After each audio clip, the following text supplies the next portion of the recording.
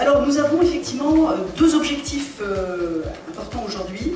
Premièrement, faire connaître l'action de la CAF. Et l'action de la CAF toute seule, elle n'est rien, c'est l'action de la CAF avec ses partenaires. Alors pourquoi? Pour mieux la développer. Donc c'est vrai que nous allons aborder aujourd'hui, à travers nos deux thèmes du matin et de l'après-midi, des thèmes qui sont totalement essentiels pour notre société, surtout en ce moment. La solidarité, la famille, l'insertion, le logement, le handicap, la jeunesse, la parentalité.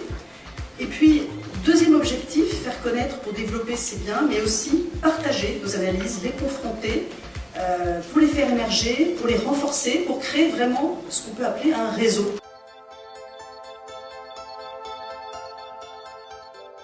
Pour l'inclusion sociale et la socialisation des personnes, donc là c'est effectivement un grand enjeu de notre société. On est une société qui est très interconnectée et en même temps avec énormément de solitude, des gens aussi ou déclassés ou marginalisés. Donc c'est vrai qu'il y a toute cette mission sociale du centre social qui est inscrite dans cet objectif-là.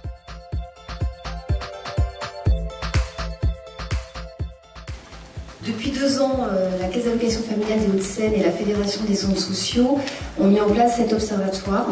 Et vous avez là sont bien celles des agréments de centres sociaux et d'espaces de vie sociale au 31 décembre 2014.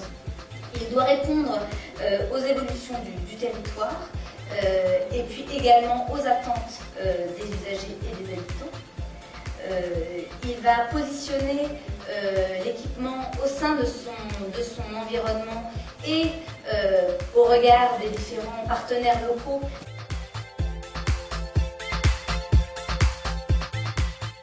La CNAV et son action sociale, c'est France entière, 375 000 retraités du régime général qui sont concernés.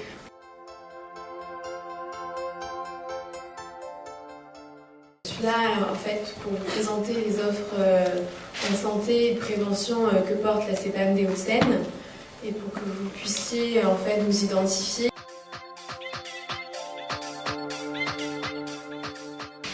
Depuis des années, on a dans la branche famille comme dans d'autres services publics un développement de plus en plus fort de la dématérialisation.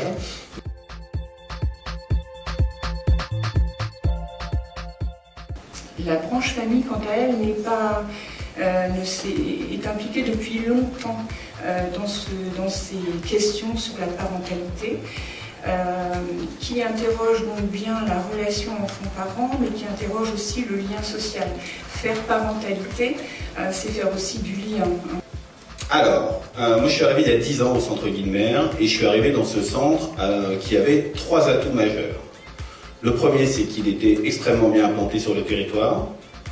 Le deuxième, c'est qu'il était très reconnu et apprécié par la CAF.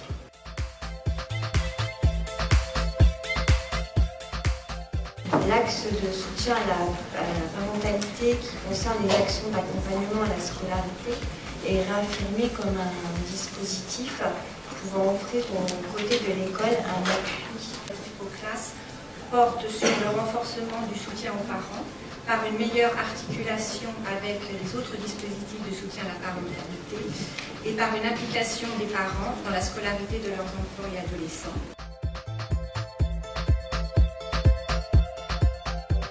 La FEV donc, mobilise des étudiants dans des actions de solidarité dont la principale reste aujourd'hui l'action qu'on appelle nous accompagnement individualisé. Pourquoi on a commencé par l'accompagnement vers la lecture? Parce qu'on se rendait compte que les familles en fait étaient très impliquées auprès de leurs jeunes enfants et se sentaient très concernées par l'accompagnement de ces enfants.